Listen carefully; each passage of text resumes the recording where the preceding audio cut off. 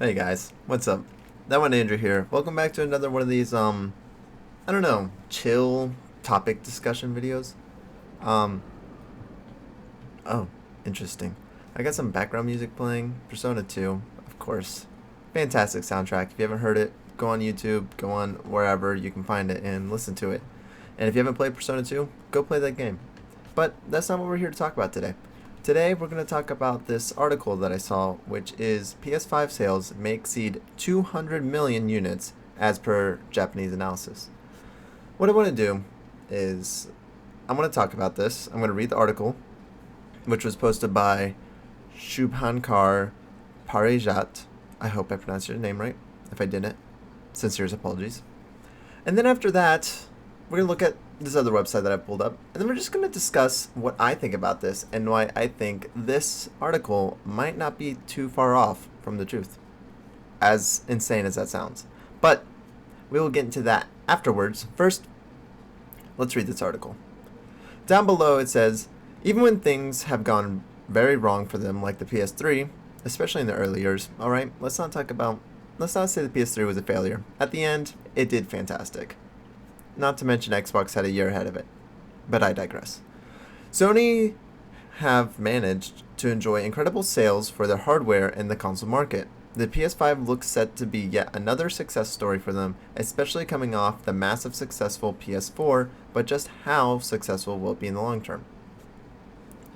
PS4 is a smashing success, sold more than the PS3, obviously, sold more than the PS1, and it's on track even now to sell just as much, if not more, than the PS2. So it's obviously a massive hit. According to Japanese analysis firm Rakuten Securities via Takashi Mochizuki on Twitter, it might just be Sony's most successful console of all time. In a report published about the PS5, they predict that the console will probably go on to sell over 100 million units, which every PlayStation console, except the PS3 sadly, has done. It might even exceed 200 million worldwide sales by the time all this is said and done. I'm going to come over here real quick. Couldn't hear the music. I'm so sorry. So that line right there, it might even exceed 200 million. That is a crazy number, and we'll explain why in a second. Let's go ahead and finish the article real quick. The report predicts that the console will sell 12 to 20 million by the time the current fiscal year is over, having raised its prediction from 10 million previously, and that the number might even exceed that if Sony manages to produce enough consoles to meet demand, which seems to be the really hard part right now because of COVID. This isn't the first time we've read reports about a high estimate for the PS5 sales. A previous report by DigiTime suggests that the console would hit 120 million shipments in 5 years, and might get as high as 107 million by the end of its life cycle. You can read more about that there. The PS5 launches in select regions on November 12th and everywhere else in the world on November 19th. Now, first thing I want to talk about before we get into my other website is that that thing about the fiscal year, that it predicts the console will sell 12 to 20 million by the time the current fiscal year is over. That is insane. For reference, the PS4 sold about 7 million units in its first fiscal year. The PS5 to sell 12 to 20 million, their fiscal year ends in April, I believe. So that's 20 million units in like 6 months. That's crazy. But who knows? Maybe that could happen. Now, this 200 million number might sound crazy and insane, and like, that's never been done before. Well, you're right. It hasn't been done before. Over here, I have a chart of the highest selling game consoles of all time. And as we look at the top, we notice that PlayStation is pretty high up there. Number 1, we have the PS2 at 157 million. Number 2, we have the PS4, which is still selling at 112 million. Number 3, we have the original PlayStation 1 at 102 million. Number 4, Nintendo sneaks in with the Wii at 100 million. And then at number 5, we have the PS3 at 87.4 million. So we have 4 consoles ever in the history of video games that have broken 100 million. And now we have analysts saying that the PS5 might break 200 million, which is crazy. Now, if we look at this chart a little more, we see that 360 is next. And then the NES, which is a very old console, is after that. But then the Nintendo Switch is right after that. So out of the top 1, 2, 3, 4, 5, 6, 7, 8 consoles ever sold, and you know what? We could even do 10. We'll go down to the Super Nintendo and the Xbox One. So out of the top 10, we have 1, 2, 3, 4, 5, 6, 7 of them are from this century, after the year 2000. So the last 20 years. Why that's important, and sorry if you can hear the wind, it's crazy windy out today. But why that's important and why I wanted to bring that up was because video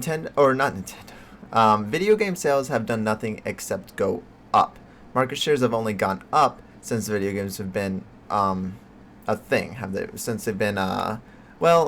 Since the NES, I guess. We see the NES boomed right here, and then the Super Nintendo didn't do as well. That's because of some other things. There's a market crash and things like that. Video games are much more expensive back in the day. Video games, like the actual cartridges, were over $100 sometimes, which is insane, especially if you think about how much money they made back then. But there's lots of reasons that video games weren't as popular then as they are now. Now, we see the PS4 at top, which is the current Gen 1, only behind the PS2. And the PS2 sold very well for a number of reasons. First, it was a cheap DVD player. DVD players were expensive back then. The PS2 was it was only a little more expensive to get a PS2, so people were like, we'll get that. The other thing is that it emerged in upcoming markets, and it broke through them a lot. Brazil famously still sold PS2 games up until like 2017, I think, or something. Like FIFA was still coming out for it. So the PS2 broke through emerging markets. The Wii exploded, as everyone knows, back in 2006. It was a revolution, which we found out we don't really like the Wii, but back then we thought we liked the Wii, and everyone wanted a Wii because it was new and flashy. But when we're talking about actual consoles, we see the PS3 and 360 up there, and then the PS4 up there. The reason that the Xbox One isn't up there is because Microsoft completely dropped the ball. They did awful with the Xbox One. And even then, as bad as the Xbox One has been after that disastrous launch, I argue that there's not many good exclusives on it, especially compared to Nintendo and Sony. Even with all that, it still sold almost 50 million units, probably even more than that, which is very impressive for a failure, quote unquote, of a console. And then we have the Switch, which is at 61.4. It's only been out for 3 years now, and it is well on its way to break 100 million easily. And I'm bringing all this up because if we look at 3 generations ago with the PS2 generation, you'll notice that on this chart, you don't see the GameCube, you don't see the original Xbox, you do see the PS2, but that's because the PS2 was an anomaly. And then if we go to the generation before that, you do have the Nintendo 64 here, you do have the PlayStation 1 here, but you do not, well, I guess there was no Xbox. I guess you have the Sega, but Sega also was kind of tempering out. The Dreamcast wasn't doing so well. My point is that all these generations, when you combine total sales together, they tend to be on an upward trend. And with the PS4 selling 112, it's probably going to taper out around 130 million. If I had to guess, I'm going to say 130 million is when the PS4 will end. At that point, you're talking about a generational leap where PS3 went from 87.4 to 130. And now the argument could be made that, well, look at the PS2. Well, the PS2 was sold because it was cheap, and it was a DVD player, and it was in those emerging markets. Now, PS4, it is cheap, yes, but it's not as cheap as the PS2. PS2 was getting down to like $150 brand new or something like that. Something insane. PS4 isn't doing that. PS4 is still $299. Maybe you can find it for $199 some places, but it's usually around that $300 mark, $249 sometimes. So it has that. It's not breaking through emerging markets. It is worldwide, especially compared to Xbox, but it is not breaking through, say, Argentina, or it's not like breaking through Eastern Europe, things like that. It's not doing that. It has its markets, and it's building up in the markets. They are trying to break through China right now, which is a big market that they're trying to get, but there's so much about that is holding them back that I don't see that being a market that they do actually break through. If they do, definitely games are going to skyrocket. Game sales are going to skyrocket, but I don't think that's going to happen. But we see that the PS4 sold so much more. And again, you can make the argument, well, just do simple math. Xbox 360 had 85.8 million. Xbox One sold around 50 million. That's about 35 million. You look at PS3, 87. You have PS4 at 112. You add 35, say those 35 million moved from Xbox to PlayStation. That would be about as many as we have right now, which I would agree with you. Except that's not really how it works. People don't really pick and choose like, oh, I'm Xbox this year and then I'm going to go to PlayStation this year and stuff. They tend to stay with their console. I also think those 360 numbers are inflated because of the disastrous 360 Arcade Edition, Red Ring of Death and things like that. Had like a 50% fail rate, so people went out and bought new Xboxes a lot at the beginning, especially when the Elite came out and things like that. So I don't think that this is a clear transfer of fans of Xbox moving from them to the PlayStation. I don't think it works like that. I think that the PS4 found new fans, new people to play, new markets, or not even new markets, but built on those markets that it already has. And I'm saying all this because with this, going back to this, to exceed 200 million is a crazy number. But we also thought that 150 million was a crazy number. PS2 is never going to sell that much ever again. Except the PS4 is on track to sell that much, and the Nintendo Switch is on track to sell that much right now. On its current time in the life cycle, it is on track to make that PS2 number. Will it hit it? I don't know. I don't think so because Nintendo doesn't support consoles that long. But you never know. The Switch could keep growing and keep going, which would be awesome. And with Xbox, I think with the Series X, they're going to do better than they did in the Xbox One. So we're going to see these markets get bigger and better, especially also, a thing I want to mention, is that with accessibility, we have Game Pass now. We have so many free online games if you have the online subscription, PS Plus, PS Now. Nintendo has their Nintendo Online thing that gives you free games and things like that. This rock music is insane. Calm down. Will you just calm down a little bit?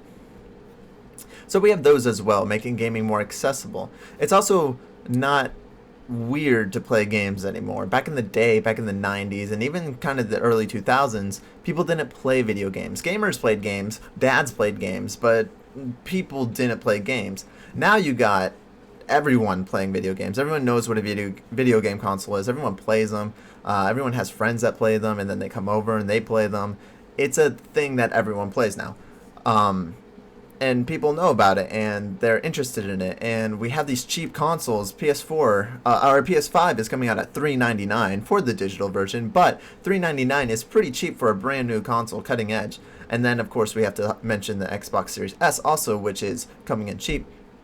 But I digress about Xbox. PlayStation is on a roll. They don't look like they're going to stop the momentum. And I think, if anything, they're just going to bring in more fans. More fans equals more sales. More sales means that it's going to break new records. And what's really the crux of this whole situation, or this conversation, if you've been listening this long, thank you. But what I'm really trying to say here is that markets build up, and you want markets to always build up. And to say that something is insane or impossible, like a console selling 200 million, there's 9 billion people on Earth. I don't think it's crazy at all to think that a console will sell 200 million. The video game industry is very young, and the video game market is very young as well. You look at cell phones back in the day, not a lot of people had cell phones. Then they become cheaper, more accessible, people start getting used to them, and then all of a sudden, everyone has a cell phone. Now, a cell phone is a tool that is used for much more than gaming, but video games are also getting to that point. You want to watch Netflix, you get on the PS4. You want to listen to music, some people listen to it on the PlayStation 4. Things like that.